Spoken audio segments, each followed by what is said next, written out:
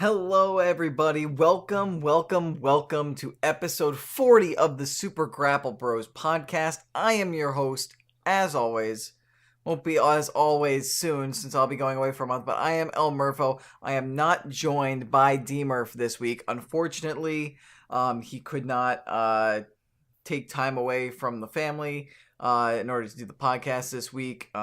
Things came up. My parents are going away, or our parents are going away for the weekend, so they can't watch the kids so we can do the podcast. He had his wife and one of his daughters had things that they were doing this weekend, so unfortunately he can't be here. But it is the Royal Rumble and NXT TakeOver Philadelphia prediction show, and I have right here on my cell phone, right here on my smartphone, my telefono inteligente, I have his Royal Rumble and NXT TakeOver Philadelphia predictions. So we're going to go over his predictions. I'm going to go over his predictions. I'm going to talk about Raw 25 that happened this week. I'm going to talk about one piece of news that happened. I'm also going to be discussing Royal Rumble potential surprises in addition to the predictions, and then we're going to jump into video games, and I'm going to just try to rapid fire off some gaming news because there's a lot to get to, and to try to go over the latest happenings in the Overwatch League, among other things. As I take a swig of water, let's get into it. Now, without further ado, we are going to kick things off with NXT TakeOver Philadelphia, and we are, as I bring up DMurph's predictions, I have them right here. He is the champion, so I'm going to read his predictions first. That's Champion's Advantage. It's how we do things here on the Super Grapple Bros podcast. Is champion gets the advantage. Champion gets to make their pick first in a match, and then myself as a challenger gets to make the pick. And this lovely baby right back here, it's still in the background of the shot of the podcast this week, a WWE World Heavyweight Championship that we have in the back. That is our predictions championship. That is on the line. DMurph is a current champion. I'm trying to wrestle it away from him to become a 3-time predictions champion. I am still the hashtag longest reigning, hashtag soon to be and new. Now, as we get things started, we are kicking things off with the first match, which is Cassius Ohno versus the Velveteen Dream. This was announced just a couple days ago. And Velveteen Dream, he came back. He apparently had an amazing match against Johnny Gargano for the number one contendership. Johnny Wrestling did win, and then he got into a kerfuffle with Andrade Cien Almas and Almas's manager before Gargano got the upper hand and held the NXT Championship up so lovely. But we're not talking about that. We're talking about Velveteen Dream. And DMurph has predicted the Dream of Velveteen, and I'm going to make the same prediction. I have to agree with him. I believe that Cassius Ohno right now, he is just he is kind of there. His job in NXT is to do the job for other guys and help transition them kind of from like the mid-card scene in NXT over to the main event. And so I feel like Cassius is going to do the job for Velveteen Dream. I've heard rumors that Cassius Ohno, this might be his final match with NXT, and that he, as a result, would potentially be one of the entrants in the Royal Rumble making his debut. I would not be shocked if Cassius Ohno's in the Rumble. I don't know if that means it's going to be his main roster debut, but it's going to be cool nonetheless. And hello, by the way, to Cameron, Cam GP to Cam in the chat, one of the longtime followers of both myself and the Super Grapple Bros podcast. What's up, dude? Moving on to the second match, we have got the NXT Tag Team Championship match of the Undisputed Era, Bobby Fish and Kyle O'Reilly versus the Authors of Pain, Akam Razor, Paul Ellering. DMurph is going with Undisputed Era, and again, I have to agree with him on this one. I don't think Undisputed Era is losing the championships for a while. They've got the rocket boosts, the rocket strapped to their back, and they are getting pushed to the moon like crazy. Plus, when you've got other face teams like TM61 back, and the Street Profits are coming up. You've got the Authors of Pain acting as faces. I really don't think they're going to win. I think you need to maintain heel champions going into WrestleMania weekend. Plus, I think the Authors of Pain are probably going to end up moving up after WrestleMania. So, I don't see them, unless the intention is to give them the championships now so they could have 2 reigns and then they lose them at WrestleMania. That could happen, but I think it's sticking with Undisputed Era. So does DMurph. Then we're on to the women's championship match, Shayna Baszler versus Ember Moon, and DMurph, surprisingly, has picked Shayna Baszler as defeating Ember Moon and becoming the new NXT Women's Champion. Now, I am not saying that I am underestimating Shayna Baszler. She could very well win the match, but I feel like she, outside of the few things she's done in the last month or so and her matches in the Mae Young Classic, I believe that she is a little too green to be shot to a championship match right away. I think Ember Moon's going to win this, but that's not probably, I don't know, she might win it by disqualification. She might, Shayna Baszler may go too far and take things too extreme and thus continue the rivalry. But I think Ember Moon, no matter what the result, holds on to the championship at the end. And instead of ending this little rivalry, I think it's only going to light a fire under Shayna Baszler's ass. And basically, it's going to cause this to go even further. Maybe we get Kairi Sane involved and whatnot. But I think it's going to set up... I think Ember's holding on, and this is not the last time these two are going to battle. I'm pretty sure they're going to face off against each other again. I think this is going to become a blood feud. Cam kind of agrees with me. He says that he thinks... Ember Moon will lose, or wait. Yeah. Cam agrees. He says that he thinks Shayna Baszler will lose and that Ember Moon will retain, but it'll be via DQ for not releasing a hold or something. That's kind of how I sort of feel like it might happen. That way, Ember Moon has a feeling like she wants to get back at Shayna Baszler, so I think Ember Moon is going to retain that championship. Aleister Black versus Adam Cole, baby! DMurph has Mr. Aleister Black winning. And as much as I would like to pick Adam Cole, it is an Extreme Rules match.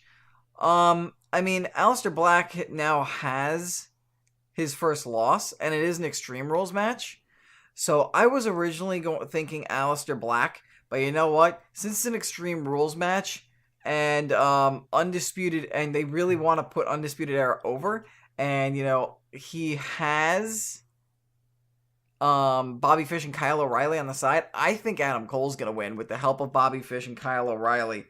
Not that Aleister Black's going to quickly go out. I think that O'Reilly and Fish are going to come out, and Aleister Black's going to beat the living hell out of them, but that Adam Cole's going to come out of nowhere and take the win. That way, Aleister Black is protected in his first ever singles loss on NXT, like since the winning streak. To break the streak for his singles match victories, because it's in an Extreme Rules match. It's not a traditional singles match, and the person who beat him needed a distraction, needed help.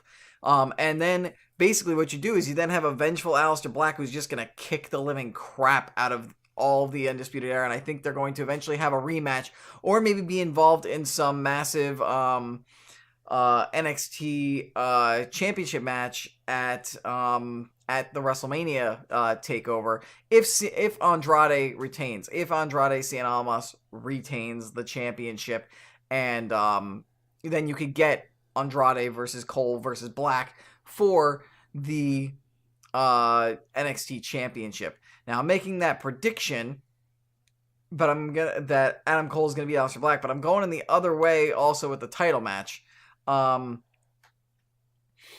And this is mostly because DMurph in the NXT Championship match is going with Andrade Cien Almas versus Bobby Roode. Got Got a couple people coming in, by the way, off that last one. Cam GP says, he hopes that Aleister Black wins. He's one of his favorite things in NXT right now. I agree. He's one of the best things about NXT. His match with Velveteen Dream was incredible. Bruce Wayne here, who is also Mr. Foster on YouTube, says, yo, Murpho, thought I'd jump in and listen before I head out. So, yo, what's up, Foster? And peace out once you do take off. Paul Heyman guy has a prediction for the Royal Rumble, which we will get to eventually. Now, DMurph has predicted Almas over Gargano, and I think Almas is going to win because again, I think what's happening with Johnny Gargano after this is that he's going to be facing Tommaso Ciampa at the NXT TakeOver before WrestleMania. That doesn't need the NXT Championship. So you could do Gargano versus Ciampa, that blood feud match, and then have Almas Black Cole for the NXT Championship.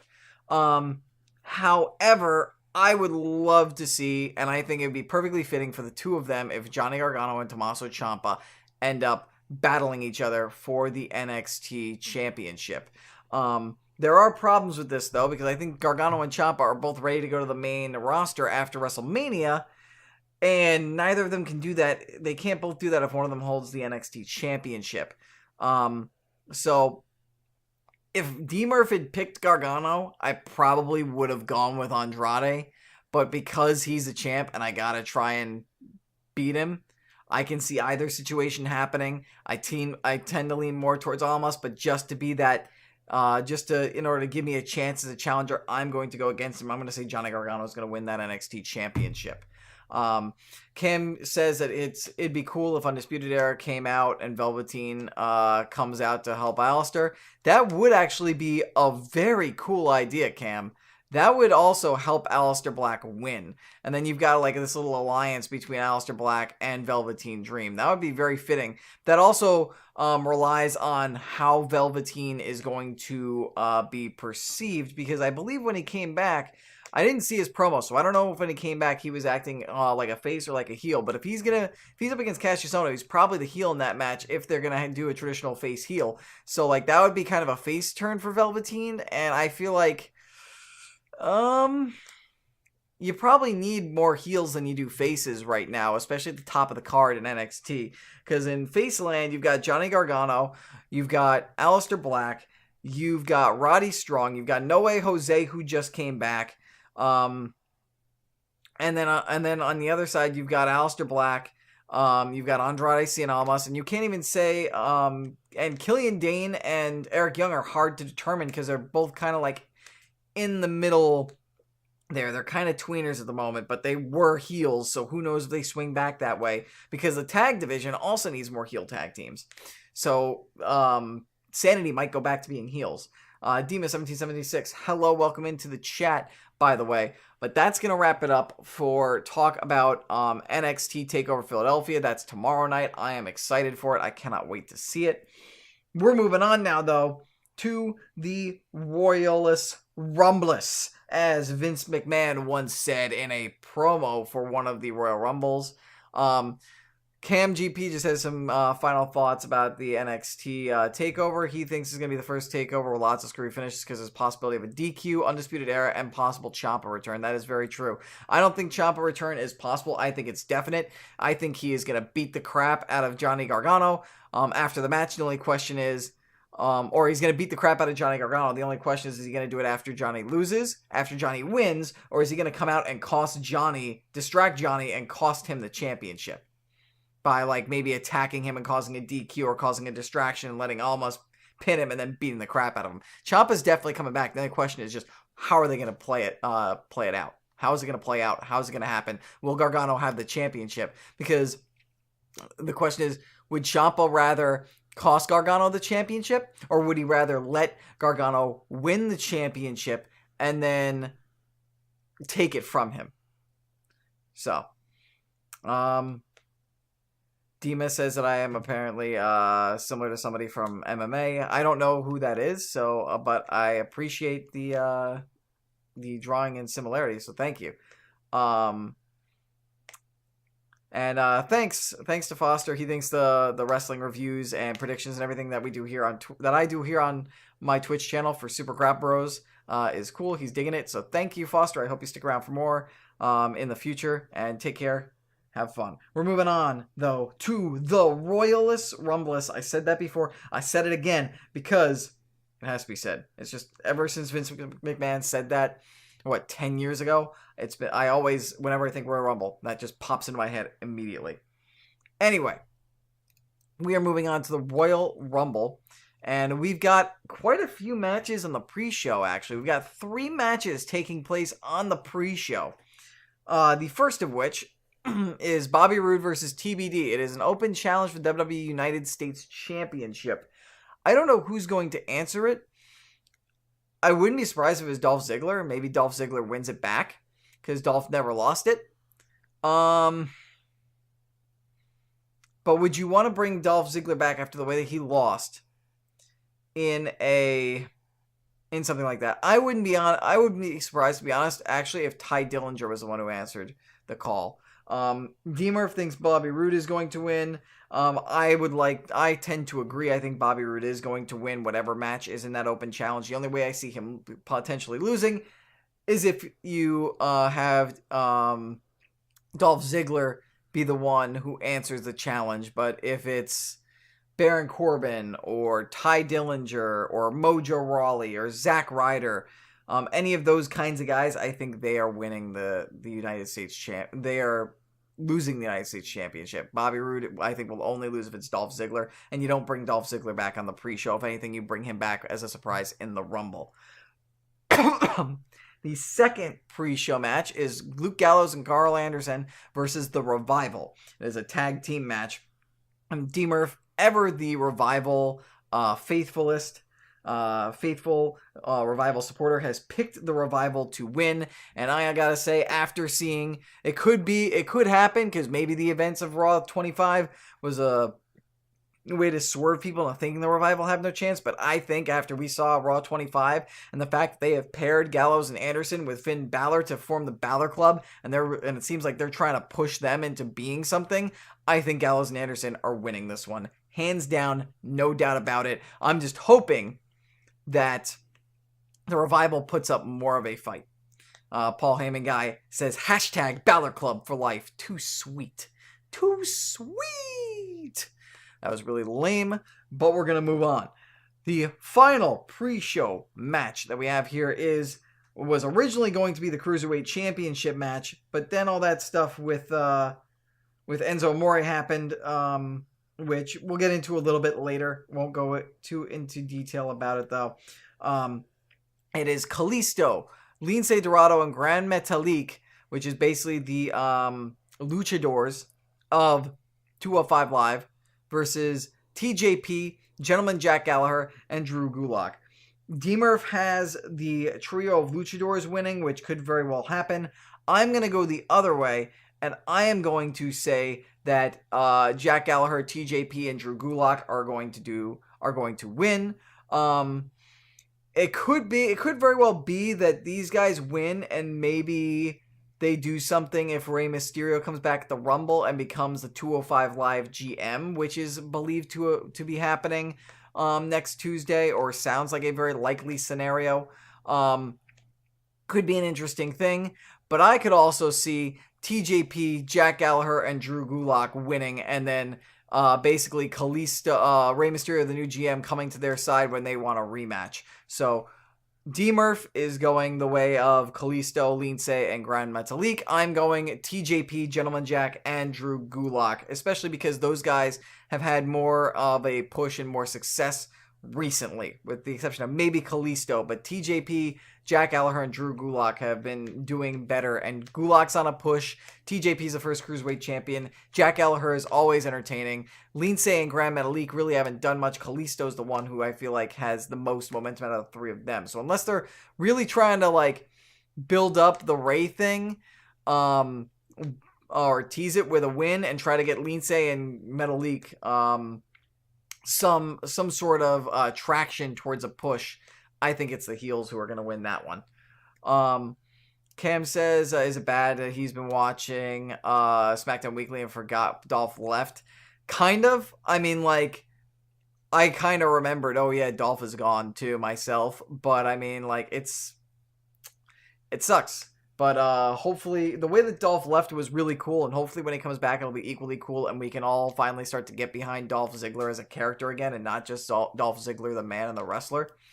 Cam also says he go mental if Ray comes back, but I've heard that the GM is likely Spud. Spud who? I don't know who Spud is. You're gonna have to remind me of that, Cam. But we're gonna move on to the main card of the Royal Rumble. We're gonna start off with the SmackDown Tag Team Title match of the Usos versus Gable and Shelton Benjamin. DMurph is going with the Usos. I also would go with the Usos. But then I think it was Jay got himself a DUI. So I wouldn't be surprised if the Usos end up losing to Gable and Benjamin, because Gable is a really hard worker. Shelton has been given a chance, really, since he's come back to truly shine. So I could see them winning and holding the championships until maybe WrestleMania. Then the Usos come back. That way the Usos are given like 2 months without the championship is kind of a punishment. And then it's like, hey, you guys took your licks. We'll give you the championships back. And look at that. You've got another championship reign. You can say you're this many time. I can't remember off the top of my head this many time tag champions now. So DMurph's going with the Usos. I'm going with Gable and Shelton Benjamin for new champs. Cam says that Rockstar Spud is from TNA. I don't know. I do not know who that is. I don't wonder if that would actually even have any impact, because I don't even know if a lot of people know who Rockstar Spud is or follow TNA, so long as it's, I think the only people would know from TNA really would be outside of EC3, and why am I blanking on his name? Because he's probably going to end up back in WWE soon. I just remembered and then I forgot. Bobby Lashley. And then we've also got, I think Brodus Clay is also there. And then you got, I think Johnny Mundo's in there. And I think Carlito was there. But yeah, Bobby Lashley, you were right, Cam, with that guess. That's what I was thinking of. Bruce Wayne predicts that Ziggler's going to win the Royal Rumble, which we'll get to soon. Paul Heyman is saying, hashtag down since day one-ish. We're going to go from one tag title match over to the next tag title match. As Rollins and Jordan versus Cesaro and Sheamus, the Bar. DMurph picks the Bar. I agree. I think both tag titles are going to change hands at this pay-per-view. I think Jason Jordan is going to snap, turn on Rollins, and then we'll probably get some sort of Rollins-Jason Jordan little rivalry that hopefully won't take up Rollins' time all the way through to WrestleMania. Hopefully that'll be a quick one-and-done thing, and then Rollins can move on to a bigger and better matchup, whereas Jason Jordan can be found something to do. Like maybe he's involved in the Andre to the Joint Memorial Battle Royal. But I think the Bar is going to win. This whole Jason Jordan experiment with Seth Rollins since the injury to Dean Ambrose has not worked out, and it needs to be, those belts have to get off of them, and they need to do something else with the two of those guys, because it is killing Seth Rollins' momentum, and it's not helping Jason Jordan at all. So, moving on to the championship matches, the main championship matches. We're going with AJ Styles versus Kevin Owens and Sami Zayn, and it's believed that Kevin Owens might not do much because he has a potential back injury, which would really suck because that would potentially take him out of any plans for WrestleMania if he's going to be out for a while. However, DMurph and I agree that AJ Styles is going to retain the WWE Championship. I agree. I do not think you take the championship off of AJ Styles. I think the only way AJ Styles loses the championship in this match is if he wins it right back a month later, and then that really doesn't help Kevin and Sami. So I think you keep this championship on AJ Styles until WrestleMania. So we're both in agreement there. Then we've got the Universal Championship match of Brock Lesnar versus Braun Strowman versus Kane, and I wish Braun Strowman would. I wish they'd pull the trigger on Braun Strowman, but I don't think they're going to do that. Especially since there are rumors now saying that apparently Braun Strowman, his plans is that he's going to be in an Intercontinental Championship match with The Miz at WrestleMania, which would be a very intriguing matchup, and you could give Strowman his first singles championship, and maybe that would free Miz up for some Universal Championship stuff, or maybe if things pan out the way I'm going to predict for the Royal Rumble, maybe he loses the Intercontinental Championship, and then a certain superstar shakeup will send him to a certain blue brand to feud with a certain GM who may end up with the WWE Championship at that point. I think you guys can draw what I'm saying, can figure out what I'm saying without me saying it. I will actually say it later. But yeah, we both agree that Brock Lesnar is going to win that match. Now we're getting on into the big ones, the Royal Rumble matches. Now, as I take a swig of water. Unfortunately, DMurph and I, it would have been nice to speculate with him over who we think would be surprise entrants in the Rumble. Even if we did that, that wouldn't have anything to do. That wouldn't count towards our predictions. But we're doing something interesting here, which could mean that we have a higher chance of picking the same person, because I'm probably going to pick most of the same people as DMurph. So either we're both going to probably be right, or we're both probably going to be wrong. Instead of one person that we're going to be betting on individually out of all the 30, we're each picking 5 superstars out of the 30 as to who is going to win the Rumble. And they don't have to be confirmed people who are in the Rumble. They can be people who we think are going to return, compete in the Rumble, and win that Rumble match. So we're going to start with the Women's Royal Rumble match. And DMurph's picks are Asuka, Becky Lynch, who I believe Becky has not officially returned yet from injury, but I believe Becky is going to return at the Rumble. He agrees as well. Ronda Rousey is his third pick, Nia Jax, and Sasha Banks. And to be honest with you, I agree. Shy of, for some reason, like Trish Stratus or Lita coming in and winning, my money is on Ronda Rousey winning. Then, after that, I will say my number 2 pick will be Asuka. My number 3 pick would be Nia Jax. And then, I'm going to be a little bit different here. I'm going to stick with Becky Lynch. I'm trying to think. I think I'm going to... No, I won't stick with Becky Lynch, actually. I will not pick Becky Lynch. She is in the Rumble, though. I will not go with Becky Lynch. I will go almost with with the exception of Ronda Rousey, I'm pretty much going with an entirely Raw predictions. I'm going to predict Ronda Rousey, and she will go to SmackDown. Asuka.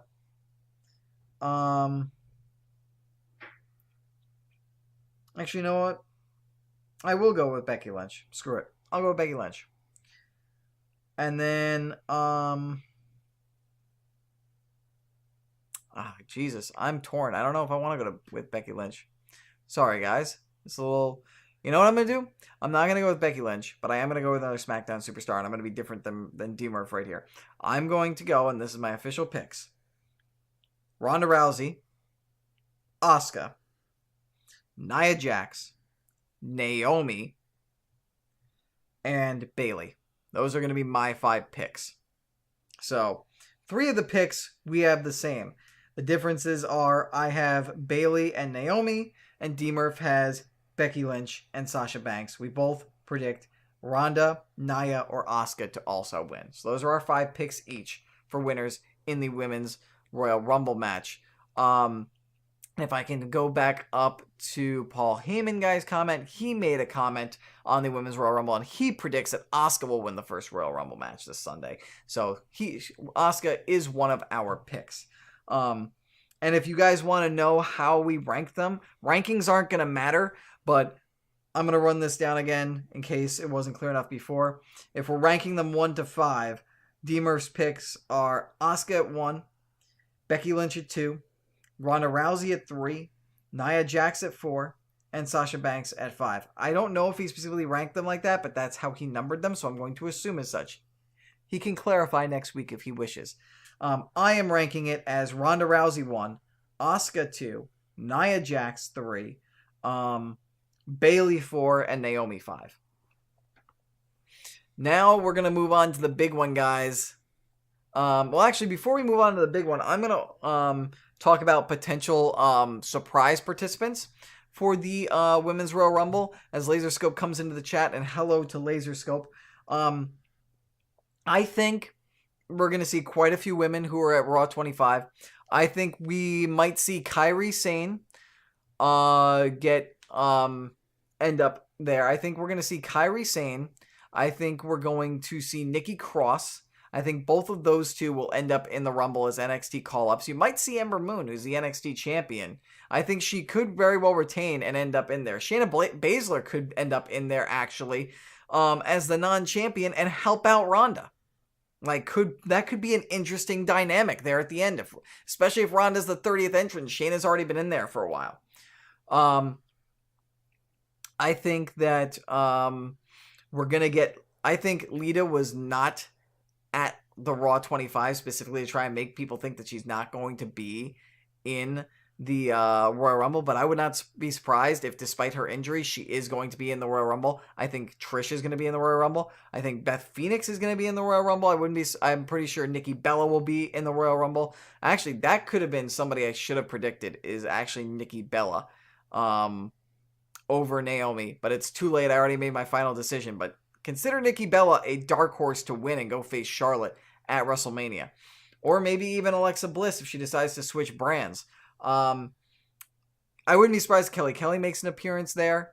I don't think any of the older divas like Jacqueline or Terry Runnels will be there.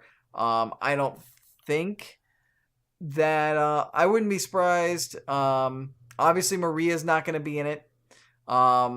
Obviously, Maurice is going to be in it. I wouldn't be surprised if Michelle McCool was in it. But we'll see. We'll see. I definitely think if I was going to say... Nikki Bella is definitely going to be back. And if I was betting on appearances, I'd say Kelly Kelly, Beth Phoenix. Well, Beth Phoenix first. Kelly Kelly, Trish Stratus, and Lita. But I'm sure there's going to be a lot more because we have 18 entrants, and I counted 5. And then if I do the 4, 5 and 4 is 9. That still leaves 3 other people there. So it would be interesting. Cam says that he thinks Kairi is unlikely because she's just come back to house shows from an injury. But my counter argument to that, Cam, is that she doesn't have to do much.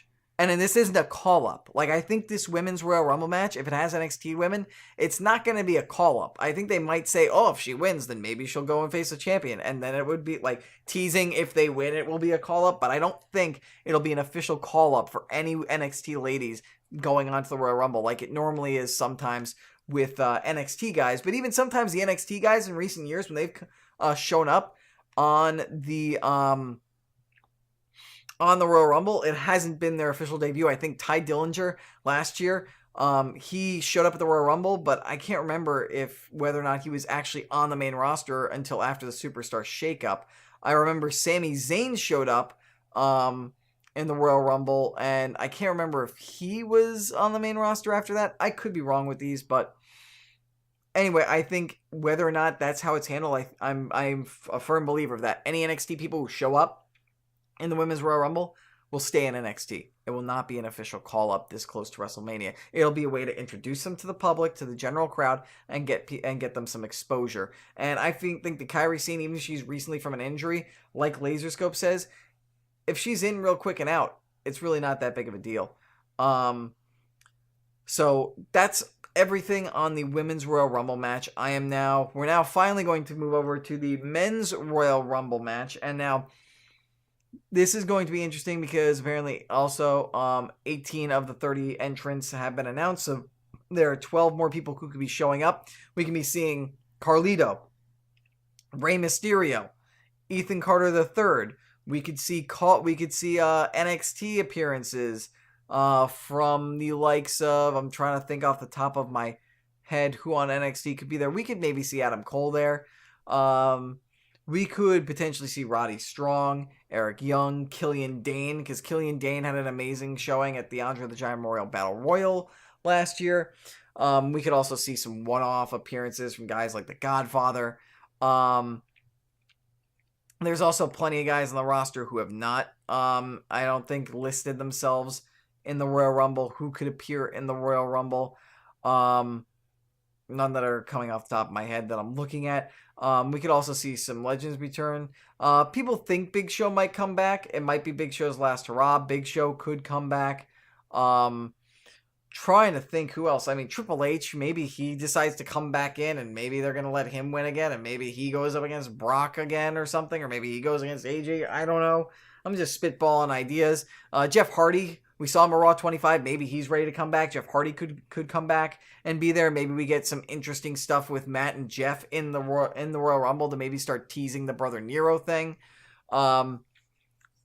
We could get, well, actually, before I get to these guys, because some of them are my picks, we're going to go ahead and we're going to get into the 5 picks of DMurph's, followed by mine. Again, this is how he ranks them. And then I'm going to, or how he lists them. So I'm going to say this is how he ranks them. He can correct me next week if he wants. It has no impact on the predictions whatsoever. And then I'm going to state my rankings. His number 1 is Shinsuke Nakamura. His number 2 is Roman Reigns. His number 3 is actually my number 1. And that is the leader of the Yes Movement, the SmackDown General Manager, Daniel Bryan. His number 4th pick is Finn Balor, and his number 5 pick is The Miz. Again, I could see Miz winning it and then losing the Intercontinental Championship and then going on to face maybe Braun. You get Miz versus Braun for the Universal Championship, so the Intercontinental Championship. Be interesting. I don't know what you do with Brock then, but would be interesting. My picks are number 1, Daniel Bryan. Now, I'm going to talk about this for a second. Like we said last week, if Daniel Bryan is going to be in the Royal Rumble in Philadelphia, he's going to win. And honestly, I know that we're also hyped up about Shinsuke versus AJ.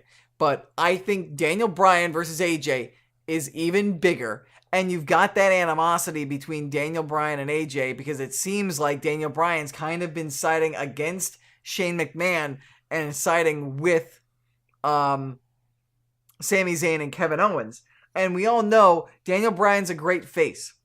Shane McMahon's been kind of a jerk towards Owens and Zayn to the point to where it's kind of like, you're being a little too extreme, too much of a jerk. And we know that AJ Styles can, on a dime, become an amazing heel. So I would not be surprised if Daniel Bryan wins the Royal Rumble and Shane O'Mac is just immediately like, okay, you can't be the GM anymore, and immediately starts beating the crap out of Daniel Bryan with AJ Styles. And then we basically get AJ versus D-Bry, and then maybe D-Bry has, maybe Shane O'Mac throws himself in as a special guest ref. I think that would be amazing. And I think if Daniel Bryan, I am a firm believer that Daniel Bryan has been cleared to wrestle by a WWE doctor. He is wrestling at WrestleMania. The question is he going to go into the Royal Rumble? And if he is, it's in Philly. You have to have him win. So I think he's going to win. And if he wins, he's going up against AJ for the WWE Championship. He's not going to go against Brock. Although Bryan versus Brock would be amazing. I think they want to be careful with Bryan. They want to protect Bryan. And we all saw what Brock Lesnar did to Randy Orton at SummerSlam in 2016. I don't think they want that happening to Daniel Bryan. So put him in against a safe worker in a dream match that you always wanted. You've already been planting the seeds for a rivalry there. I think Daniel Bryan is going into the Royal Rumble, and WWE is finally going to rectify all these unfortunate Royal Rumble endings where the fans booed the hell out of it that started in Philly, and they're going to basically go full circle by rectifying it, by giving fans the Royal Rumble victory they've been wanting for about 5 years, 2014, for 4 years now. And give Daniel Bryan that win where he should have won in the first place, and then he's going to go on to WrestleMania. Whether or not he wins at WrestleMania, I don't know. I would love to see him win, but we don't know the extent to which he's been cleared to go. He might lose. Maybe he'll win and he'll then lose it again to AJ. But I think the prospect of him coming in, winning the Royal Rumble, and going into the main event of WrestleMania against AJ Styles with Shane McMahon thrown in there is something that should be done. Absolutely should be done. Now, if that doesn't happen, my number 2 pick is Shinsuke, because if Daniel Bryan doesn't win, Shinsuke should be given the rub. They teased Shinsuke versus AJ Money in the Bank, and the crowd went nuts for that segment, and they killed it in the segment they were in. So I think Shinsuke versus AJ is something that would be amazing and that they could build towards, and you can have AJ, again, turn heel on a dime. There's no ready-made story there just yet, aside from the fact that you could say that AJ beat Jinder, whereas Shinsuke just couldn't beat Jinder and hasn't been able to do anything since he got in here. Meanwhile, AJ, who came from the same place, New Japan, as Shinsuke, has been on fire, has been the man in WWE. So there you go. There's a story for that one right there. Number 3. My number 3 is the number 2 for DMurph, and that is Roman Reigns. I don't think they would make this mistake again of putting Roman over in Philly unless they want him to go full heel and they really want Brock to be the face at WrestleMania. But WWE has done this stuff in the past, so I would not be surprised if it happened. I don't think they're going to do it, but I would not be surprised if they do it. And if Roman's in the Rumble, you've got to think that he could win it again. So that's why my 3rd pick is Roman Reigns.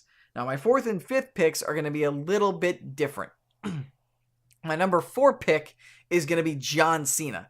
John's a free agent. He needs a big match for WrestleMania. We don't know what the heck Undertaker's doing, because that promo at Raw 25 left us just clueless. So if he's not going to face Undertaker, who could you have him face? You could have him win and go up against Brock. They have killed each other multiple times. But if you still want to do Roman and Brock, you could do that, because you know who else has a championship that he could go after? Who he's had an amazing rivalry with and amazing matches with? AJ Styles. I would be perfectly fine.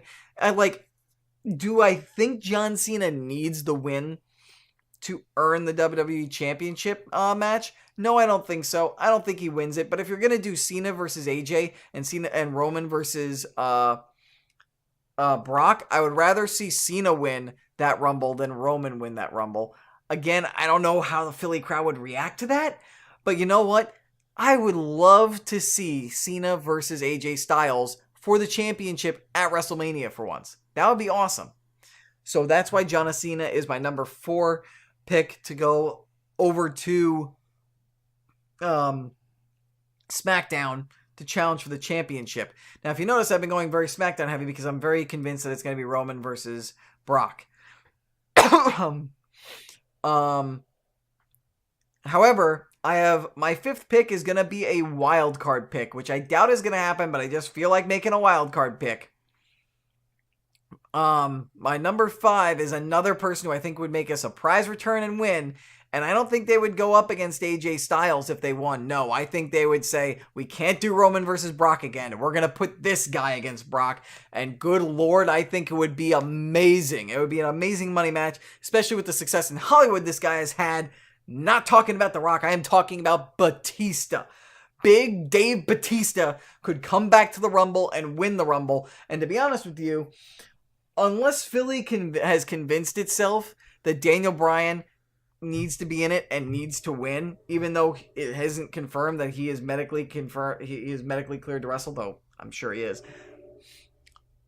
I feel like you can have Big Dave come back and win this Rumble. Then again, you'd have Batista winning another Rumble in Philly. So we gotta hope the Philly doesn't riot against that. But to be honest with you, it could be another case of maybe Batista walking into the wrong situation where everybody wants Daniel Bryan and he shows up. But honestly, I think that if Daniel Bryan's not in the Rumble, I don't think he is completely screwed. I don't think Daniel Bryan already had his moment of winning at WrestleMania. I don't think he needs it again. I think it would be an amazing story, and I think it's the best story that WWE could tell. But I think Daniel Bryan, him coming back and seeing him wrestle WrestleMania again, regardless, would be amazing. Even if he And in this situation where Batista wins and you get Batista versus Brock, which, oh god, yes, that would be amazing. As Laserscope said, Batista versus Brock, okay, I'm in. Exactly. You know what that still does? That frees up AJ Styles to have an opponent. So if you still want Daniel Bryan to come back, he can still come back and wrestle for the WWE Championship against AJ Styles. He just doesn't win the Rumble when he does it. You still get him in that championship match.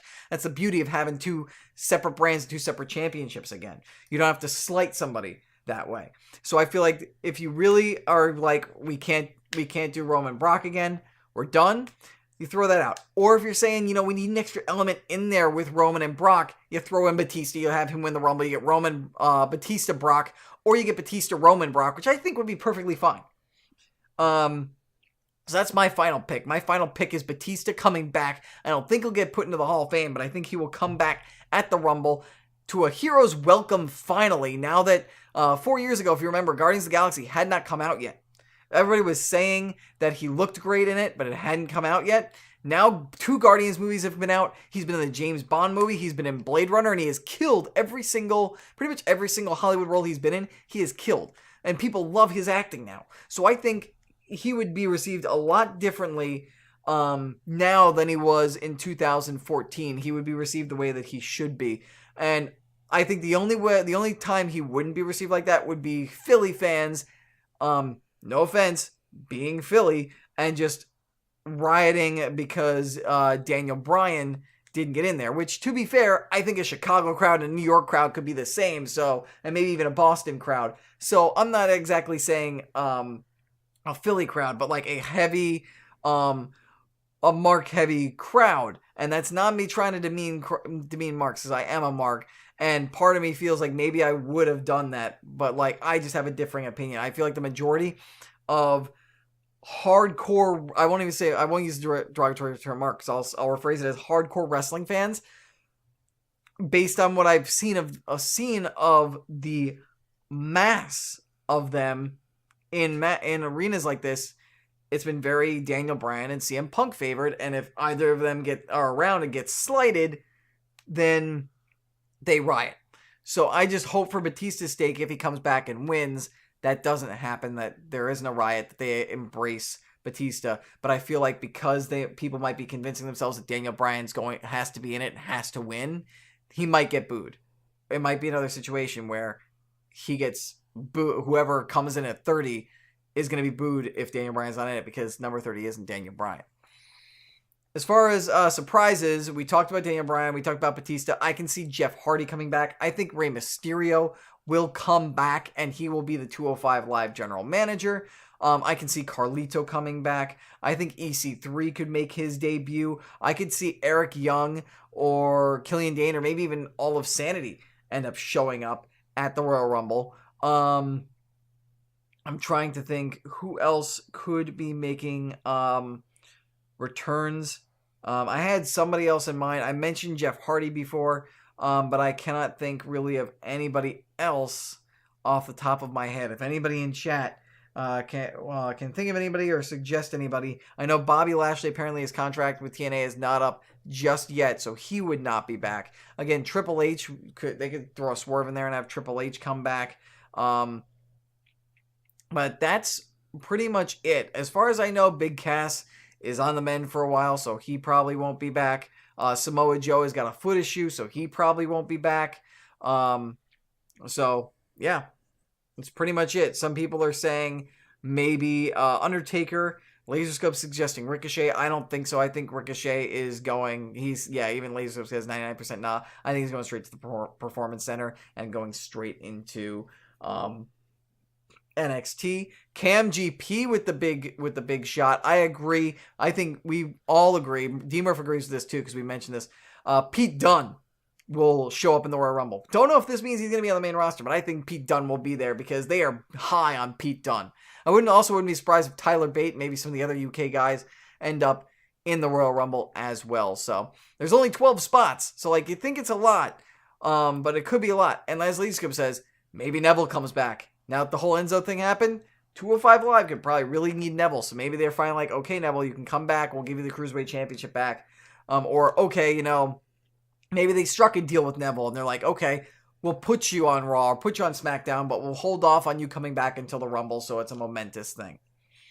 So there we go. That's it. That's pretty much it for the Royal Rumble. So I'm gonna go over the all the match predictions again, so that way you guys hear them. So for TakeOver, we both have Velveteen Dream over Cassius Ohno. He has Aleister Black over Adam Cole. I have Adam Cole over Aleister Black.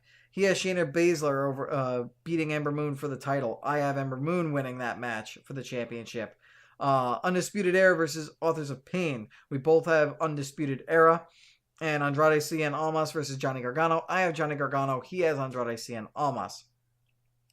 The Royal Rumble pre-show. We both have Bobby Roode retaining in the open challenge. He has the Revival over Gallows and Anderson. I have the opposite of that, which is Gallows and Anderson over the Revival. And we both have opposing ideas on predictions on who's going to win the Cruiserweight 6-Way. He has Kalisto, Grand Metalik, and Lince Dorado, while I have TJP, Gentleman Jack Gallagher, and Drew Gulak winning. For the non-Rumble matches at the pay-per-view, I have Benjamin and Gable beating the Usos for the tag titles. DMurph has the Usos retaining. We both have the Bar defeating Seth Rollins and Jason Jordan.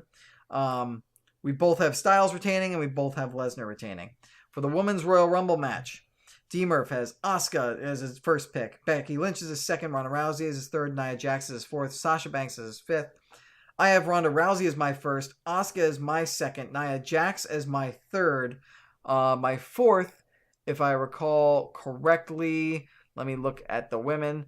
I know my fifth was Naomi, and my fourth was Bayley. My fourth was Bayley, and my fifth was Naomi. Though probably if I was thinking about it sooner, my fifth probably would have ended up being Nikki Bella. But oh well, c'est la vie. Then in the men's Royal Rumble match, DMurph has Shinsuke Nakamura as his number 1 pick. Roman Reigns is number 2. Daniel Bryan is number 3. Finn Balor is number 4. And The Miz is number 5. I have Daniel Bryan at number 1. Shinsuke Nakamura at number 2. Roman Reigns at number 3. John Cena at number 4. And Batista at number 5. So those are all of our predictions. Cam just again says one more time on Pete Dunne. He's basically confirmed to appear at TakeOver or the Rumble because he's pulled out of a date this weekend. Yes, he has. I think it's going to be the Rumble instead of TakeOver because I feel like if you're going to have the UK champion at NXT TakeOver, you put him in a title match and you put him on that match. Unless they want to put him on the like pre-show for TakeOver, which gets aired as the NXT after the TakeOver, and then you have Dunne compete in the main event of that in a UK title match, but you can still have him be in the Royal Rumble on the next night. It's really not that big of a deal. Now, before we move on to other things, like wrestling news and then video game news, I want to talk about Raw 25. A lot of people were upset with Raw 25. They didn't like the way that all the legends were used. They didn't like how the matches went. I didn't mind Raw 25. I wasn't as upset or disappointed or meh about it as everybody else was. I mean, I was kind of meh about it. Like, it was okay. I enjoyed it for what it was. I think I've been around, not just as a WWE employee for a few years, but I think just as a fan and seeing what they've done with like 10th anniversary shows and episode like Raw 100 and stuff like that. When I saw the names, I was like, okay, we're gonna have these sort of segments where people just show up in scenes for the sake of nostalgia, and I'm just gonna enjoy it for what it is. And chances are there aren't gonna be too many matches, and that the matches are gonna be short. The only things I didn't like was the way that some of the matches ended, as some people said. I feel like the Revival got buried. I feel like Matt Hardy got buried, both of which really weren't that cool. And then I think there was the only other thing that I think was kind of messed up is that there was no projection or closed circuit type of situation where people who were in the Manhattan Center could see what was going on at the Barclays Center. So they had to watch the 205 guys do some matches, which is kind of cool. I mean, like, it's nice to watch them wrestle because it's wrestling, but at the same time, you're missing out on these, like, special anniversary moments that are going on in the Barclays Center because you're in the Manhattan Center. And you got to see two matches, which were the two matches that I said were not good, at least finish wise, and they were short. And then you got to see a really weird Undertaker promo. I mean, you got to see the DX thing, which was kind of cool, and you got to see Razor Ramon, and you got to see like kind of almost the passing of the Too Sweet torch from the Click and DX over to the Balor Club, which was cool. I mean, yeah, the Manhattan Center ring looked tiny, but you know what? That's the way they were going for the way it looked like in 1993, which is perfectly fine with me. That looked just like the place did in 93, so that's fine with me. I didn't really have a complaint about that. They did have TVs, says Cameron. From what I heard, they didn't have TVs, and they just had the cast of 205 Live have matches in between the segments that actually aired on television in the Manhattan Center. Yeah, Laserscope said it. Not according to people there, all 205 Live when Barclays action was going on. So, I don't know. I haven't had a chance really to talk to DMurph about Raw 25 much. Actually, I think we talked about it over the phone, but I really can't remember much of the conversation. I think he was kind of all right with it. I think I don't know. I can't remember if he watched that much. He just was talking about the complaints and everything. So, Miz showed for an off-camera promo. That's interesting considering he was already at Barclays Center and won the U.S. title at Barclays Center, which I thought that was cool. And that's actually part of the reason why some people think Roman Reigns is going to win, is because he lost the Intercontinental Championship. And I mean, that's why we both have him in there. I think you got to have Roman Reigns in there whenever he's in the Royal Rumble as a pick. I think they mostly just took that off of him so that way once the Royal Rumble's over, he can start having a rivalry with Kane and Braun over who has the right to face Brock at WrestleMania. So according to Laserscope, apparently 2 to 3 people pulled double duty at each venue. That's kind of cool, though. I kind of like the fact that guys pulled double duty. I was honestly, it's a shame that it didn't happen on camera because I was kind of hoping that there was going to be some double duty action going on camera. But maybe they didn't want to have it on camera just in case, like traffic was bad, or if they decided to take the subway or public transit, that the subway lines were shut down or whatever. So probably a safe bet, even though it kind of sucks you didn't get to see something cool like that on TV. And now that was everything for WrestleMania, the 25th anniversary. I would also just like to say before we move on that it had the perfect opening with Stone Cold and McMahon. Took me back to the Attitude Era, to the days when I first started hardcore getting into wrestling, and it was just an amazing nostalgia trip. And it was also kind of a shame that The Rock couldn't be there, but he's super Hollywood, and it's not that he doesn't like the WWE. He probably just didn't have. Unfortunately just had scheduling conflicts. I'm sure he would have been there if he could have. Gonna touch on one part of wrestling news before I transition over to the video games. Enzo Amore was released this week. He was suspended after it was discovered that he was accused of raping a woman. I believe it was, my memory could be bad, but I believe it was a wrestling fan. And so WWE suspended him until I guess they could find out whether or not the allegations were true. However, they then fired him, released him a day or so later, right after Raw 25. And I talked it over with DMurph, and it seems to be because of what Laserscope just said in the chat, that it's because these allegations were raised and brought to Enzo in October. It is now January. That is 3 months' time. If Enzo came to WWE in the first place, they probably would have suspended him until things were okay. But that's also right around when Enzo won the Cruiserweight Championship, so Enzo probably didn't want to ruin the good thing that he had going and was hoping that this was all going to get brushed under the rug Maybe because maybe he was confident in the fact that like maybe the victim wasn't telling the truth, and she made up the allegations, and Enzo was so convinced that like this didn't happen and it was going to get dismissed so quickly that it wasn't worth bringing up to the WWE, especially when he just won the Cruiserweight Championship. If he did do it and he didn't tell them, that's even stupider. And I mean, he deserves to get fired and released anyway. But the fact that it wasn't the fact that these allegations were raised, it was the fact that there was a 3-month time period where he could have told them and he did not tell them. So like, you've broken our trust. You had a good push going, but you're out. I mean, if these allegations aren't true, Enzo would have gotten suspended, but if they turn out to not be true, it's like, you technically didn't do anything wrong, so you're right back into where you were. So I don't know what was going through Enzo's head. Maybe he thought, well, these allegations aren't true, and I don't want to get suspended and mess stuff up, but I don't want to go into speculation territory too bad. For not telling them that, he deserved to get fired. He deserved to get suspended for the allegations, and we will soon learn whether or not he actually committed this act or not.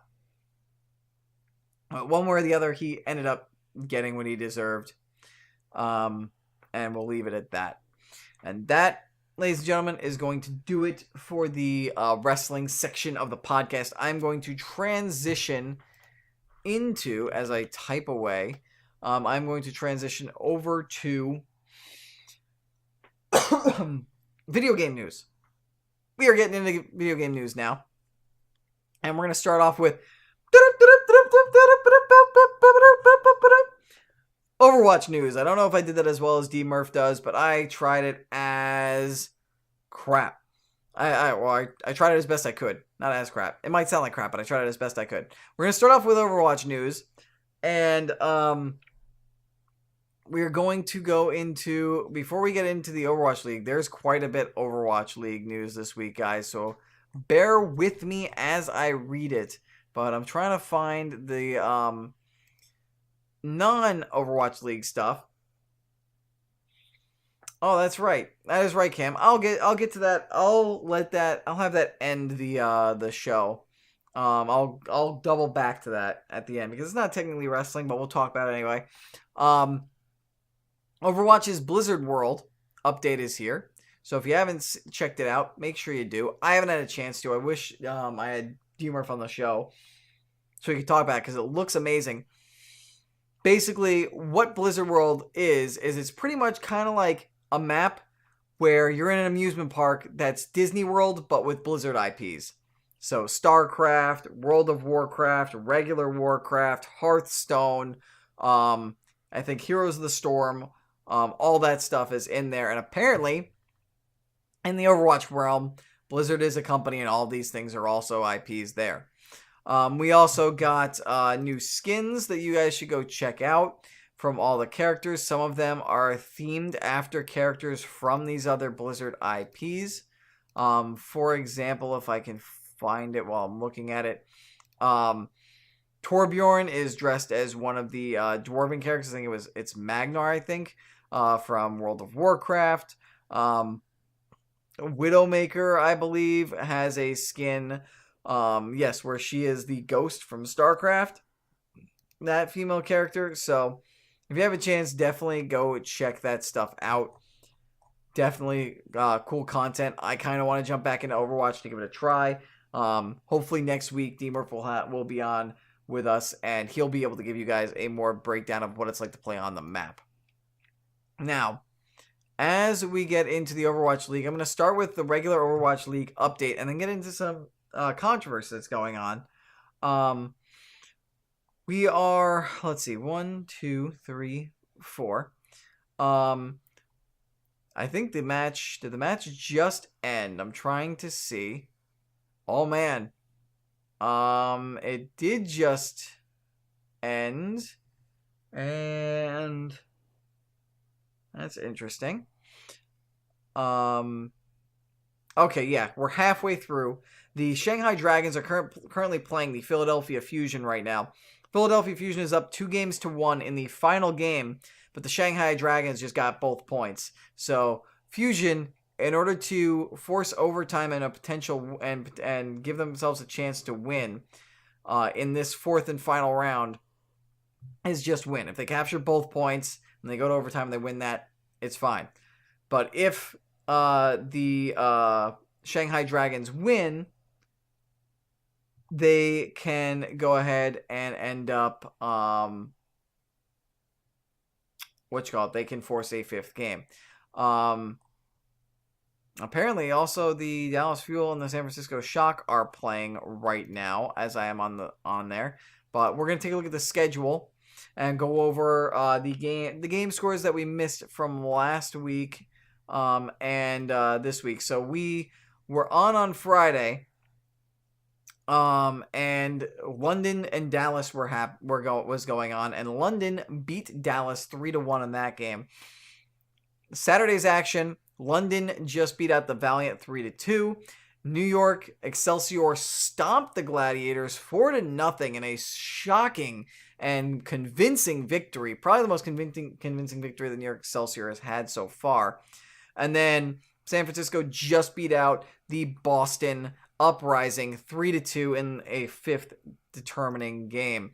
In week 3 so far, and this actually, I have been so busy with work, this is the first I'm getting to see what has happened this week. The San Francisco Shock were defeated by London. The Seoul Dynasty defeated Shanghai. The Valiant defeated their LA rivals, the Gladiators, in a 3-2 in a final game. Boston got their first, I believe it's their first win of the season by upsetting London. It was a day of upsets yesterday because Boston defeated London in a crucial final fifth game in an upset. And then the Philadelphia Fusion handing New York Excelsior their first loss 3-2 in that final fifth game. Isn't Seoul pronounced Seoul? You could pronounce it either way. I believe it's actually pronounced Seoul and not Seoul, but I could be wrong. And then Houston ended up winning against Florida 4-0. And get this, guys, this happened today. The first match of the day, New York Excelsior face Seoul. New York Excelsior has handed the Seoul Dynasty their first loss of the season. Undefeated no more is the best team in the league. New York and Seoul now have the same exact record, with New York having a victory over Seoul. I mentioned what's going on with Shanghai and Philadelphia, and Dallas and San Francisco are about to get started right now. Tomorrow's action, which is Saturday, January 27th, we've got Dallas back at it again at 2 o'clock against the Boston Uprising. The Los Angeles Valiant take on the Florida Mayhem.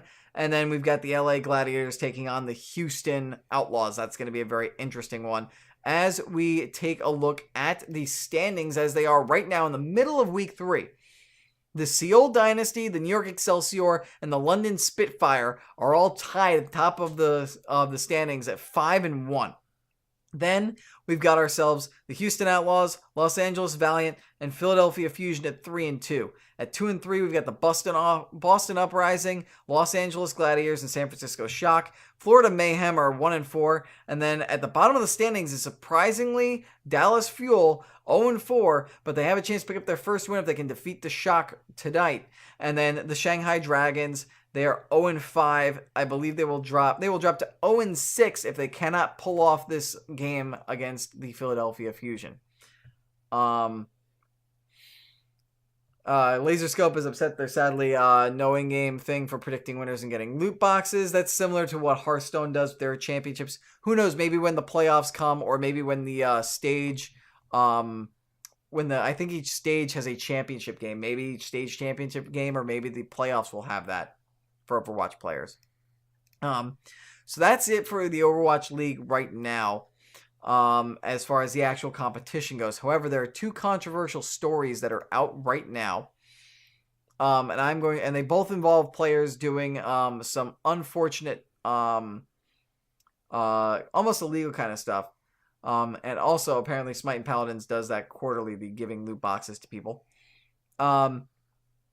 First off is that in Overwatch League Pro, XQC also known as Felix Lengel of the Dallas Fuel, has been suspended for a homophobic remark on his live stream.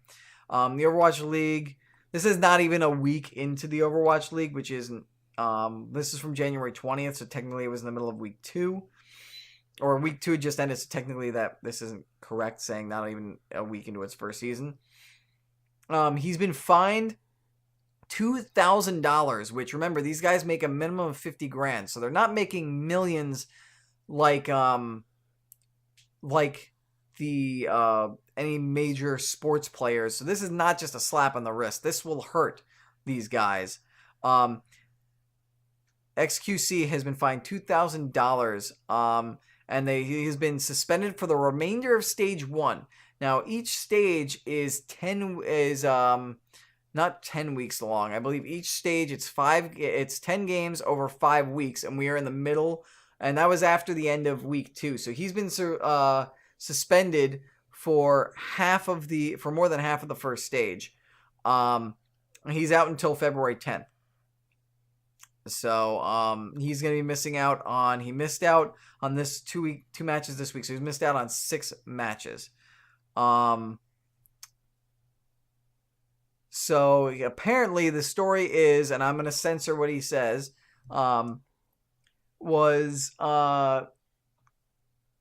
his insult was directed to someone who actually was openly gay.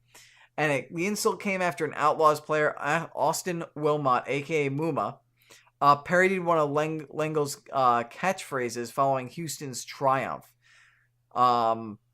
So Wilmot, who is, I guess, openly gay, he basically parodied Lengel's catchphrase after Houston triumph and beat the Dallas Fuel. So Lengel, who didn't play in the match, he didn't even compete. He was on the bench the whole time. He went on a live stream later to say, "Shut your bleeping mouth. Go back there. Bleep a bleep bleep. Fill in the blank if you can. I mean, you would like it." So clearly that's unprofessional behavior. Honestly, I'm kind of surprised that, since he was threatening and saying that about another player, I'm honestly surprised more wasn't done to punish him. Honestly, $2,000 and a 3-week suspension is a lot, but that's not a ton. Dallas Fuel released a statement which says, "We support the Overwatch League's recent decision to suspend XQC in addition to the league's 4-game suspension." So it was only 4 games. "We will be suspending XQC for the remainder of Stage 1. So the league only suspended him for 4 games. Dallas Fuel extended that suspension by an extra 2 games. "We believe in working with our players to help them become the best possible competitors, professionals, and teammates. That includes work both inside and outside of competition. For Felix, during his suspension, we will offer additional resources, focus coaching, physical training, and support to Felix to help him improve as a professional player who is reflective of the principle of the Dallas Fuel organization, his teammates, and of the Overwatch League. No one wants to see Felix succeed more than we do. It is our hope that he can return to the team with a passion, competitiveness, and focus that it takes to play in the Overwatch League." I'm guessing the additional resources and the focus training is supposed to keep him from, not cursing out another player on a live stream and insulting his sexual orientation, because goddamn, that's bad. That's not a good way for the Overwatch League to start off, but at least they're punishing him, I guess. And then Laserscope, we'll get into this because I think it ties into this other one. Apparently a member of the London Spitfire, during an Overwatch League game, flipped the bird, threw up the middle finger to the camera in the middle of a game. It was Prophet, Jun Young Park of the London Spitfire. He started his appearance in Overwatch League yesterday by giving the middle finger to the camera in front of him. So it was his first appearance. It was his first appearance in the game, and the first thing you see of him is him flipping the bird to the camera. The moment can be seen in the Twitch clip below, which that's in the Polygon article. It appears Prophet didn't mean to throw up the middle finger maliciously. Stylosa, a YouTuber who serves as the team's British consultant, tweeted that Prophet was responding to the audio team in the dugout area and forgot the camera feed was live. So apparently, he didn't know the excuses that he didn't know that the camera feed was live, and he thought the audio team, which sees all the cameras, was joking around with him, messing with him, so he was playfully flipping them off, but the camera feed was live. The thing is that people doesn't know. It's difficult to determine if Prophet broke the Overwatch League's rules. Again, I'm reading this article from Polygon. You can find that on Polygon.com. Determine if Prophet broke the Overwatch League rules because the league hasn't posted any rules yet. Commissioner Nate Nunzel told the Telegraph the other day that while there is a code of conduct players are expected to abide by, those rules haven't been publicized yet, which is the bigger controversy that Laserscope was bringing up in the chat, which is that it's pending release. So we don't even know like what's a suspendable offense, which raises questions of like how do they reach the decision on XQC last week? Is that part of their code of conduct? Is that going to be in their code of conduct? Do they just make that up and include it in the code of conduct? So it's interesting to know, like, is the Overwatch League going to eventually release their code of conduct? Or are they making this up on the fly and just seeing how bad their players are going to be at the start? Let me see if I can find. I don't think it's been announced whether or not he is going to face any kind of punishment. Let's see, on Twitter, there was a Twitter user talking about it. So I'm just trying to. Apparently, the YouTuber Stylosa, who again was the British consultant for the London Spitfire, said that Prophet will get fined by Overwatch League. That is 100% fact. You can't sit there and go like this, and then gave the middle finger on screen, but this was on his YouTube channel, I believe. Overwatch League is supposed to be like an English Premier League, like an NFL, baseball, the NBA. Now you think about the players in those leagues. They don't sit there and make ridiculous comments like XQC then and expect to get away with it. They don't just throw up the middle finger, and get away with it, which is true. The Overwatch League is trying to be treated like a legitimate, actual sports league, these people are not going to get away with this. And XQC and Prophet are going to be made examples of to show we are being professional. You gotta be professional. This whole internet, Wild West, do whatever you want kind of stuff, it ain't gonna fly here. So that is that news. I've been going for a while. I'm gonna try and wrap this up real quick with some other quick news. So I'm just gonna try and read this stuff off really quick. Epic Games is shutting down Paragon. It's MOBA. Basically, Paragon was in a beta phase. It was, I believe, free to play for anybody who wanted in the beta. And it was a MOBA designed to be like Overwatch. It was their attempt at Overwatch.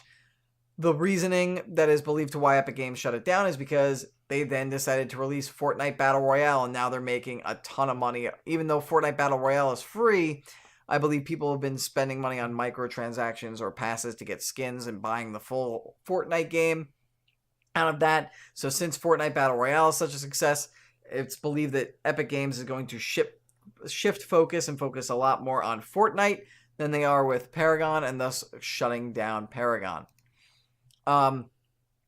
Facebook Live is introducing monetization for gaming streamers and a new pilot program. It looks like they're trying to get themselves into the YouTube and Twitch streaming sphere.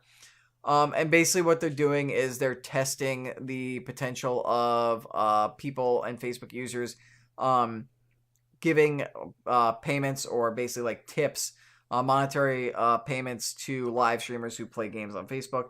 It's very early in the initial testing phases, so we'll see more. We'll learn more, and I don't want to speculate much. We'll see more about what they will do when they're further along and maybe are looking to actually launch something and have something concrete. Then in other news, apparently Another Destiny 2 update came out. It is the first big update of 2018. It looks to fulfill players' requests. Again, from Polygon. Go to Polygon.com to get all this news. That's where I'm getting it from this week. It's where we normally get our news from in the gaming realm. The update, which will bring Destiny 2 to version 1.1.2, is set to be released next Tuesday, January 30th. Its most important change, arguably, is that Bungie is revamping the reward system associated with raids and raid lairs. The studio is introducing unique perks to raid armor, like what they did in the original Destiny. Perks that only function when you're on the Leviathan. These special buffs, which are broader and thus more powerful, and the situational perks that the game currently offers, show up on new legendary mods. It'll be possible to apply these mods to existing raid armor as well as new pieces. And the best part is that unlike other mods, they're reusable, which is good. January patch will also make it so that players who complete the prestige of the raid will get the normal mode drops as well as the prestige mode drops. And it's no longer, and gear is no longer tied to specific sections of the raid. So that's something that carried over from Destiny 1. If you were in this, if you face this boss would drop this certain types of raids. So it seems like you can get any type of raid loot from any boss or section as well. And there are more notes on what Destiny's trying to do. The first Iron Banner is going to be February 6th for 2018. And that's pretty much everything I see about the Destiny 2 update is that they're trying to make the raids more inviting for players. Laserscope asked if I still play Destiny 2 at all. I don't. My girlfriend still plays it all the time on PS4, but I normally don't have time to play with her at the same time because of my hours right now. Plus, I'm super into PlayerUnknown's Battlegrounds. I'm trying out Fortnite. I've got the Stick of Truth to play. Dragon Ball FighterZ just came out, which we will talk about. And then, so I just haven't had time to play Destiny 2. I'm very much willing to get back into Destiny 2, though, if things change. Also, the fact that my clanmates don't really play Destiny 2 anymore either. Speaking of PUBG news for Xbox players. PUBG crossed 4 million players on Xbox One, which is incredible and speaks to how successful PUBG and the Battle Royale genre is becoming. Because if you didn't know, Xbox One on PUBG is kind of buggy. Isn't exactly optimized or the best yet. But it's still got 4 million players on Xbox One. And so they celebrated by giving free loot crates to players on Xbox One. They're giving basically 30,000 battle points to each Xbox One player. So if you play on Xbox One, load up PUBG, get your battle points, open yourself up some loot boxes.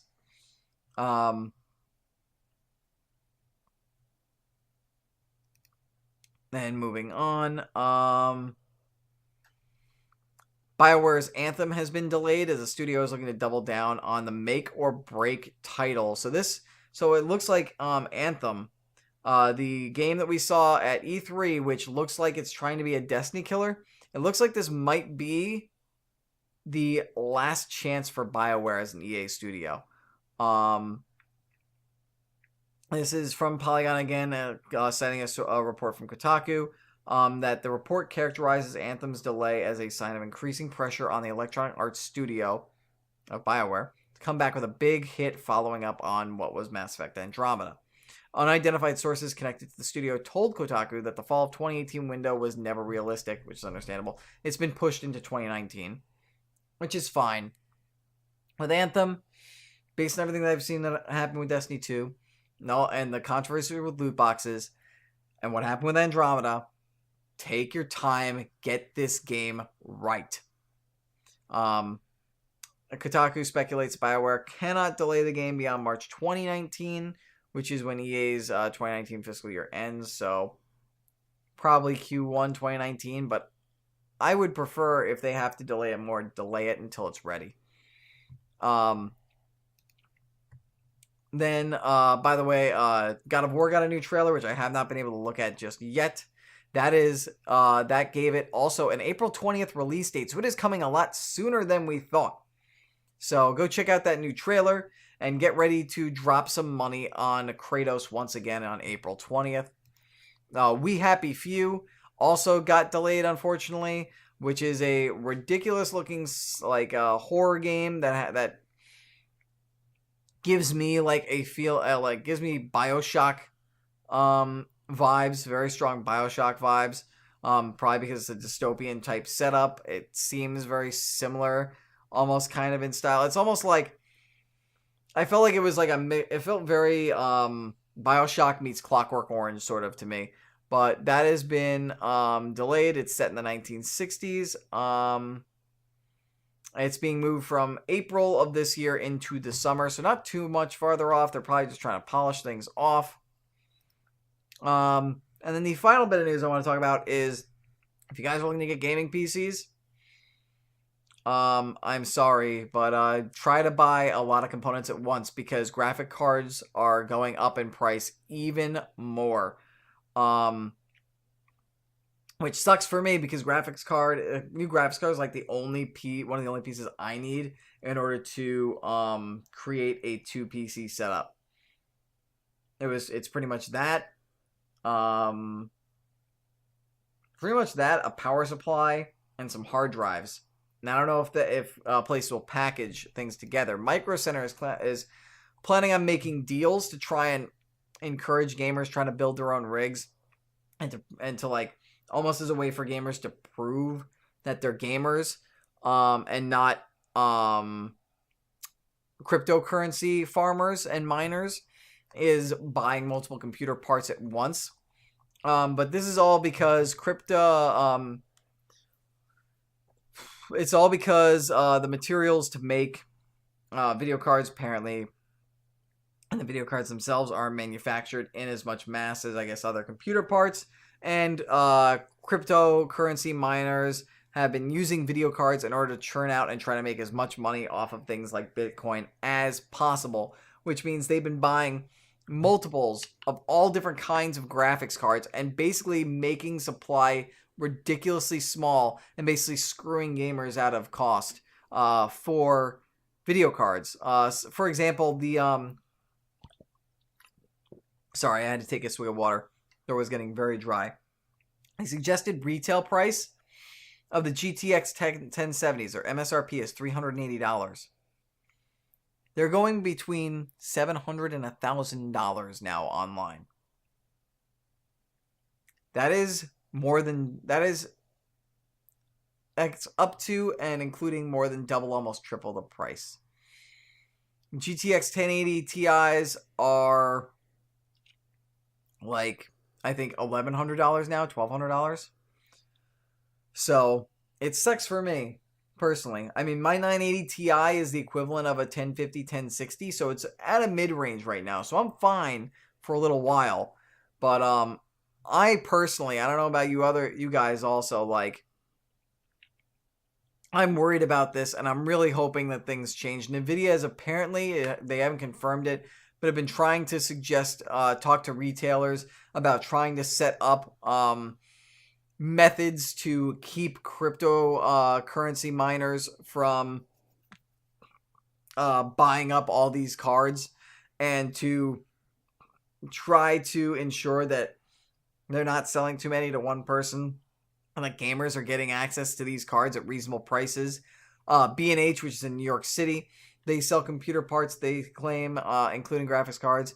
I believe I read that they are claiming that they are setting up systems and algorithms up to try and catch people who are trying to sell or buy multiple video cards, even if that's through multiple accounts, and trying to verify it so that way they limit that from happening. Again, Micro Center is trying to take extra measures. They are trying to do things that are prioritizing people who are building PCs. They're trying to do bundle deals for people with multiple parts. So hang in there, guys. Hopefully to be honest with you, I'm glad people are making fortunes on Bitcoin. and whatnot, but I did not put my money into that cryptocurrency thing. That trend has passed me by. I'm not going to be making millions, so to be quite honest, I kind of hope it crashes. That way, so that way our video cards, our graphics cards will go back down to a normal price, and I can actually afford a 2 PC setup. I don't want to be shelling out $1,000 to $1,500 just for a video card. It sucks. And with that brings about the end of the video game discussion. And so I'm going to talk about one other thing that's kind of wrestling related, that kind of not, to close out the show. Which is Vince McMahon yesterday, Thursday, January 25th, announced that the XFL is returning. It is going to be under his new, I believe it's Alpha Entertainment Incorporated company. He is going to be remaining the CEO. All right. So this might not be the last thing that I talk about, because I forgot 2 things in video games. He is the still going to be the CEO and chairman of WWE. He claims that the game is going to have less penalties, be faster, be safer. Basically all the things that people have been complaining about the NFL of late. He's claiming the NFL is going to be that. So that way, and basically I don't think the XFL was brought back deliberately to try and capitalize on this, because Vince has always wanted to bring the XFL back, but I think they saw the marketing angle here with what's been going on with the NFL. They also discussed the possibility of Colin Kaepernick, Tim Tebow, or Johnny Manziel coming back, and he wants to be very strict. The XFL looks like it's going to be very strict with its players and its code of conduct policy. Apparently, if you are convicted of any crime or have any kind of criminal background, you will not play in the league. So that rules out Johnny Manziel because he has some DUIs. He said if Team Tebow wants to play, he wants to play.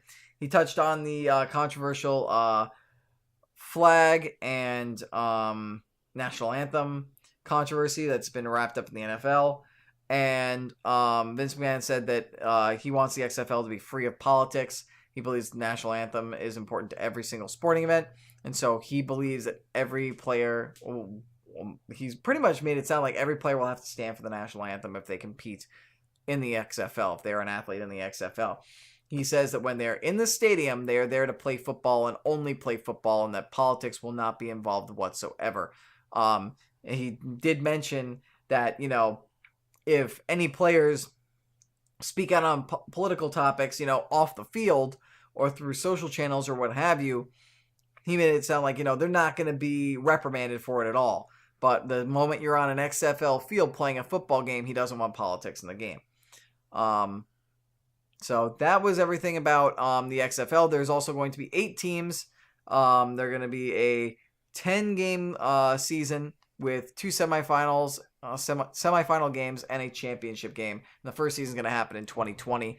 And the reason why they're announcing it now is that way they have 2 years to basically put everything together. And before I finish things off, I do have a kayfabe article of the week set up. Trying to get my bearings back. Dragon Ball FighterZ Dragon Ball FighterZ came out yesterday. Technically today. Last night at midnight it came out. I was able to jump on briefly and play the tutorials and then play 3 arena matches, which was basically, it was a quest, so I let myself get my ass handed to me in ranked matches 3 times. I am enjoying it. I'm loving the way that the combat works. It's easy to get into, easy to learn, difficult to master. Lots of combos. You have to learn how to avoid combos, cancel combos, defend against combos, make sure you don't get caught into endless combos. All the supers are easy to pull off. I like the variety of the characters. I can't speak on the story mode because I haven't started it yet. Yeah, also the loot box system. It's very simple and easy. None of it, it's all cosmetic. You don't need any of it. The Zenny, the in-game currency, is handed out liberally. So if you play the game regularly, unless you really just want to collect and own everything immediately, you really have no reason to be spending money on it. It's pretty awesome. Laser Scope is on arc 1 of the 3 story mode arcs, and he gives it a thumbs up, so that's cool. There's also various different arcade modes that you can play. You can watch replays on various channels. There's an official Dragon Ball FighterZ channel. You can create your own channel. There's a top players channel. There's also Laser Scope says there's no way to buy in-game currency. Also, only earn it, which is also good. That helps the loot box system if you're not actually making people spend money on it. So there's arcade mode. There's an arena mode where people can either watch people play matches in arena, or you can compete in the arena and people will watch your matches. There's ranked matches, casual matches, story mode. I already mentioned practice mode, which has practice, a combo challenge, tutorials, all different kinds of stuff. And I can't wait to see the DLC characters that come in. I picked up the Ultimate Edition, so I'll be getting all the DLC characters that comes with the Season Pass. I am excited. Dragon Ball FighterZ, it feels like, not that I still love the Budokais and the Xenoverses, but I feel like this is the Dragon Ball fighting game that Dragon Ball fans have been waiting for a long, long time, and we finally have it. And then also Monster Hunter World came out, which I have not played. I really don't intend to buy it. I've never been really that big on Monster Hunter, so it's not something I'm going to really touch on. But I do have friends, a friend or two who work at Capcom, and I'm really happy for them because the game is getting rave reviews and people are in love with it. Very highly rated. So if Monster Hunter or monster fighting or MMOs or big open worlds are your kind of thing, definitely give Monster Hunter World a look and potentially check it out. Give it a try. So that is going to do it for episode 40 of the Super Grapple Bros Pro podcast. Again, I do have a kayfabe news segment of the week, which I will bring up right before I sign off. I'm going to take a swig of water real quick before I do my house cleaning or whatever it's called, housekeeping. Good thing I'm ending because it's the last of my water. Don't forget, guys, you can catch me or catch us live on Twitch.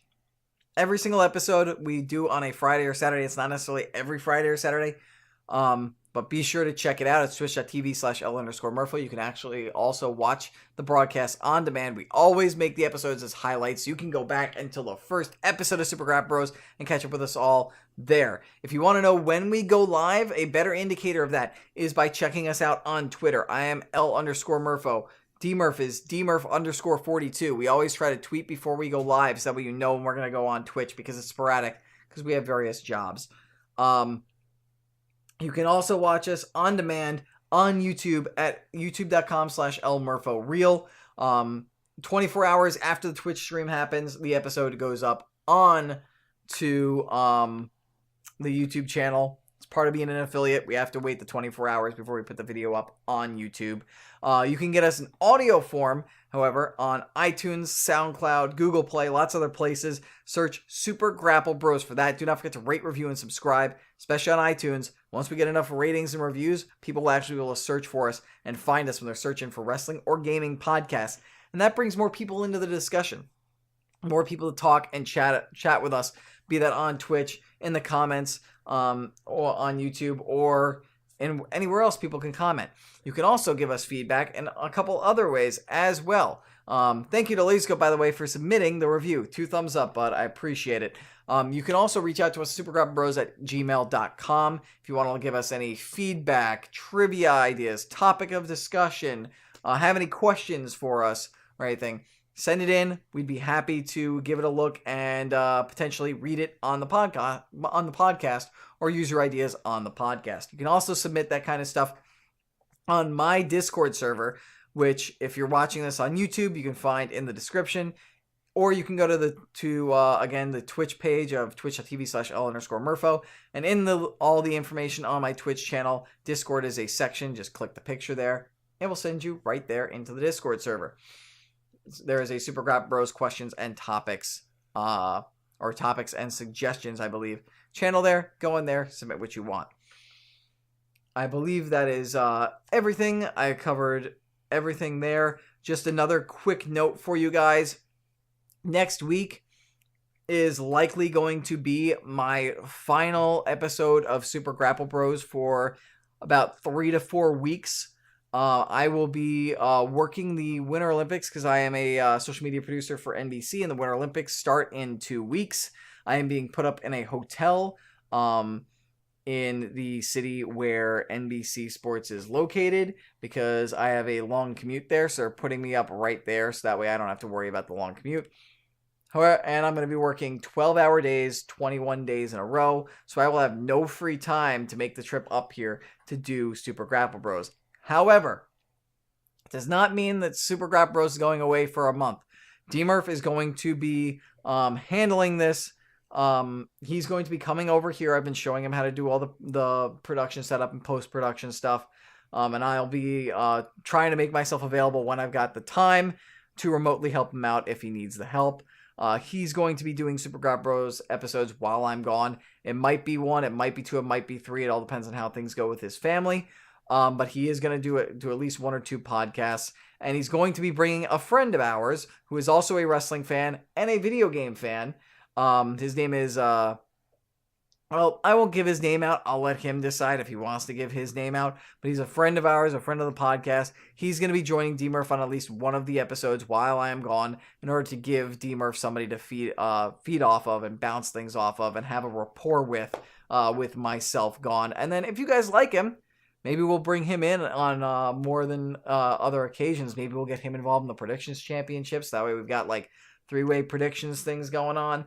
We will see how things go. But again, I will be back next week. I should be back next week to do a review of Royal Rumble, to do a review of NXT TakeOver. I will be doing probably my personal outlook for how I feel the road to Fastlane or whatever the pay-per-view before WrestleMania is going to be. And then I should be back for that March to April drive on the road to WrestleMania to bring things home. So be sure to catch that next episode if you guys want to listen to me one more time before I go away for a month.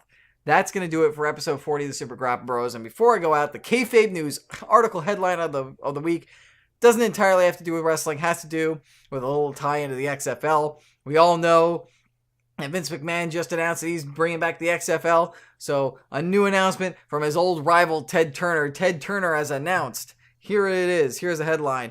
Ted Turner announces launch of World Championship Football.